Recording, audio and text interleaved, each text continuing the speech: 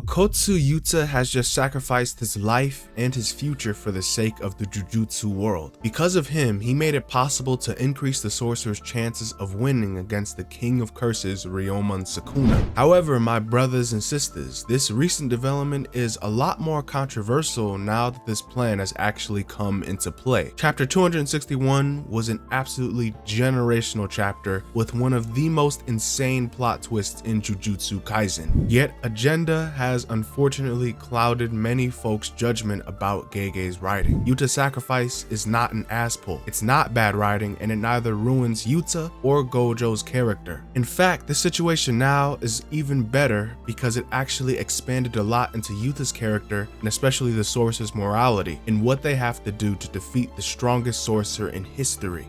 You know, time and time again, I often hear phrases like, Gege wrote himself into a corner. But really, how true even is that? That's just an excuse that a person doesn't actually know what Gege is cooking. This chapter with Yuta's sacrifice was very dark. I feel like many people expected Gojo to actually return or some outcome that led to focusing on Yuji or some other matter. However, Yuta managed to take Kenjaku's curse technique and use it to switch brains with Gojo's corpse to manifest in Gojo Satoru's body. So in a sense, Gojo is back, but it's not truly Gojo, it's Yuta. And honestly, this outcome is so much better than just a flat out Gojo return because it's so much more logical and it means something deeper than on the surface. The real Gojo returning would be so incredibly strange, considering how Gojo found his satisfaction and conclusion in chapter 236. For the reader, his death might not have been very satisfying because he was here and then he wasn't. There are some pretty big issues there. However, his character's conclusion was nigh on perfect. In the end, Gojo was not alone, and he returned to his blue spring of youth with Ghetto, Nanami, Haibara, and everyone. A fitting conclusion, yet beautiful end for him. If Gojo was back, it would diminish the weight of that chapter. It would have been a mess because that conclusion was already set in stone, yet the reality is that many fans just want him back anyway. Gojo cannot always be there for his students. He can't solve every problem and carry the story on his shoulders. While it's true, Gojo's burden is that he is like the literal pillar of the Jujutsu world, and he is that monster everyone reveres, he cannot conveniently solve everything with his return. However, now this chapter has set up an amazing character moment for Yuta. Yuta will become that monster, and Yuta specifically mentions that burden that they all push onto Gojo. When Gojo dies, one of them has to step up and become a monster, and it's not like none of them cared about Gojo. Yuta was the one who was especially taking this the most seriously. He makes it a point that they do not want to let Gojo bear his burden alone, and now Yuta is giving up his own humanity, his own ethics to reach a level of power no one else is willing to reach. It takes serious resolve to realize your ambitions in Jujutsu Kaisen. That especially applies to being the strongest. Because Gojo is the modern era strongest, there was a rift created between him and other people. So in effect, Gojo had to stand alone. But something more interesting is what he mentioned in this chapter. He says, "Back then, I was left in the dust. I need to catch up." Gojo and Ghetto's fight was an important time in Gojo's life because even as Gojo became the strongest, he was still chasing after Suguru. He really used Ghetto as a moral compass, but since his fall as a curse user, Ghetto asked another question. 君は五条悟だから最強なのか、最強だから五条悟なのか。 What defines Gojo Satoru? Why is he the strongest? Ghetto chose his path, and he just about made Gojo realize that he had to decide. You have to be someone willing to do whatever it takes to reach your goals, right or wrong. There's meaning and justice to both sides. Yet Gojo finds that he needs to catch up to Ghetto's ideals. However, now Ghetto's question may be getting answered because Yuta is now in Gojo's body and he inherited all of Gojo's powers. Will he actually become the strongest? Surprisingly, for as many people that praise and appreciate Yuta's power and sacrifice, it's shocking how much Yuta is downplayed. Now his power, his character, his role, everything is coming into fruition, and some may act as if it's surprising, like Yuta doesn't deserve or earn this right. But no, Yuta was always set up this way. It's been foreshadowed time and time and time again that Yuta was propped up in this position of strength. He's second to Gojo in jujutsu abilities. He's a prodigy. He's blessed. He's a child of the Michizane. He leads the heavy hitters. This isn't agenda or anything else. It's just what Yuta is, and so many want to deny that. Hell, even Kenjaku said Yuta Akotsu cannot become the next Satoru Gojo. What does everyone see in that kid? Well, how funny did things work out then? Now Yuta packed up Kenjaku, stole his bag, and literally became the next Gojo. You cannot make this up. Yuta is the insurance Maki talked about. Yuta was the one willing to become a monster, and he's the one that stepped up and stood true to his word. Yes, even Hikari admits that. Even he was moved, and it's awesome. Yuta has become the sorcerer's greatest trump card after Gojo's defeat. He literally became Gojo, the man closest to Ryoma Sukuna. Even Sukuna revered his strength, and I must say it's very hard to top that. If the sorcerers resorted to Yuta's ultimate gamble, then for however long this lasts, they must bet on Yuta. What else can they do? If this does not prove Akotsu's worth, then nothing else will. This isn't an ass pull either. Now, if Gojo really came back, we'd definitely be having some uncomfortable conversations. However, this outcome is just right. It's already been foreshadowed the sorcerers are going to use Akotsu as their plan B. And even with Kenjaku's curse technique, it's been established, if you actually keep up with the fan book and the source material, that Kenjaku cannot take Gojo's body because he cannot kill Gojo. However, now that Gojo is dead, the curse technique will actually work on his body.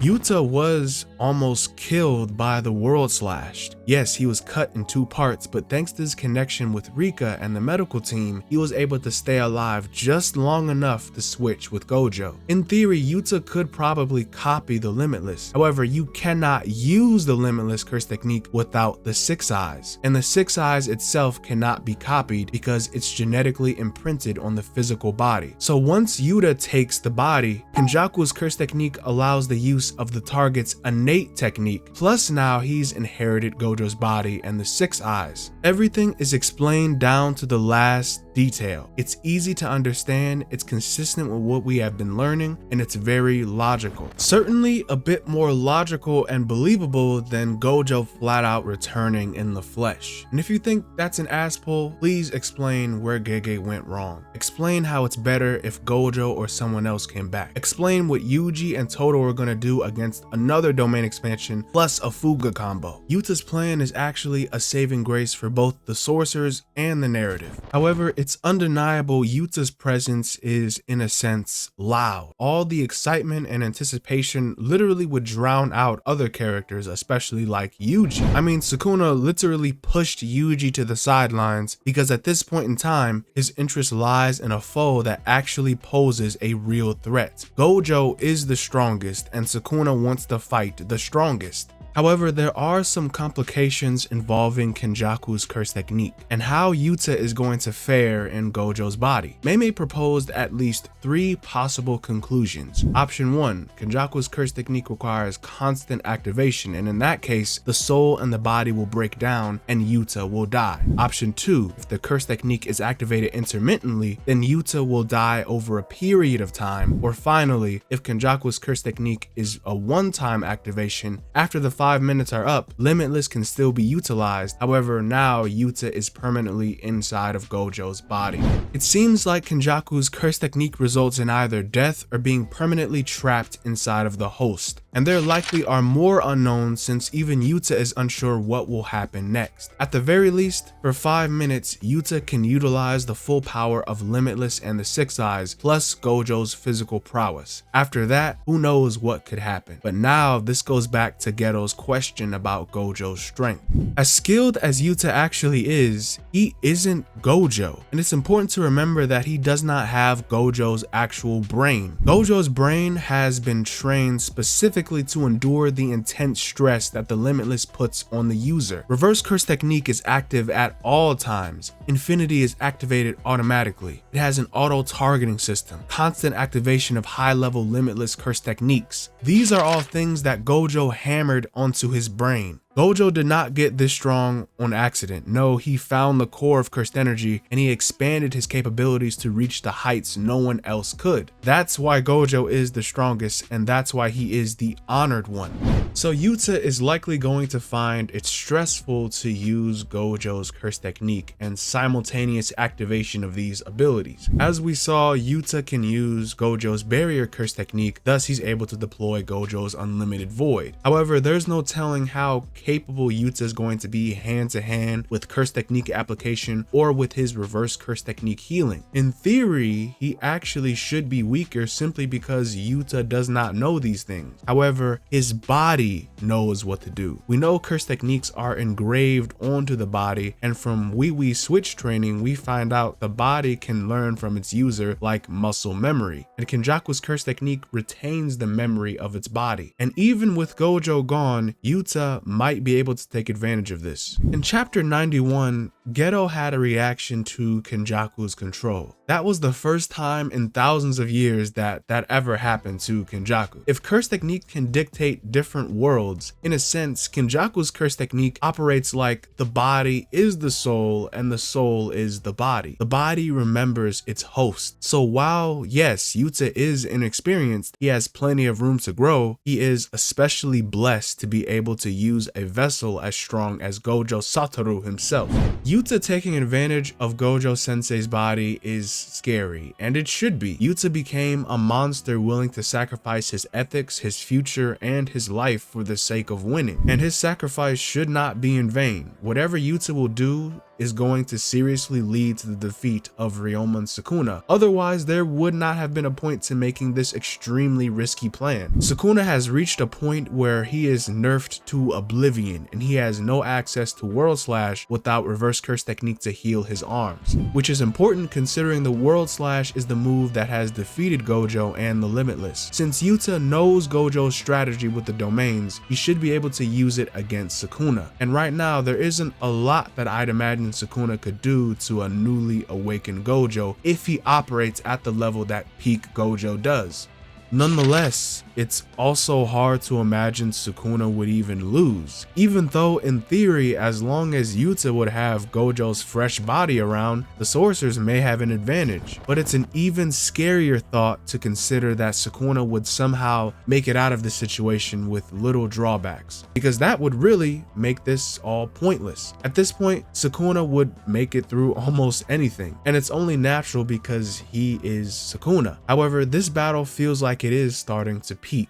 No matter how much you like Gojo or Yuta, I feel like it makes the most sense narratively for characters like Yuji and or Megami to be the ones to put Sukuna in the dirt, or maybe even all of them together. So things could work out to where Sukuna would get pressured enough to start Tengen's merger and create chaos that no one could stop moving forward toward the final arc. Or perhaps Yuta's fight leads to Yuji's endgame with Sukuna, which in both cases would give Yuta and Yuji a meaningful purpose, while also leaving room for Sukuna's conclusion, albeit through the merger or the combined effort of quote-unquote Gojo and his students. However, my brothers and sisters, that is my thoughts on this development of Jujutsu Kaisen. Please, I encourage you to share your thoughts as well, positive or negative. It's not like this situation is perfect for everyone. There's things like Yuji being sidelined, the sorcerer's ethics, Gojo's character use, that just may not sit right. Many people may hate the thought that Gojo's body is being used this way. Some folks just don't like Yuta as a character for some reason. But if you think it is bad writing, explain why you think that. If you think it's amazing, what did you like about it? This chapter was quite a spectacle and without a doubt the most insane chapter this year. So it's intriguing that it gets a lot of buzz, but I feel like this was a satisfying read and I really enjoy how things are playing out. And I look forward to what Gege is going to cook in the future. With that being said, my brothers and sisters, I'll see you awesome guys in the next one. Bye-bye.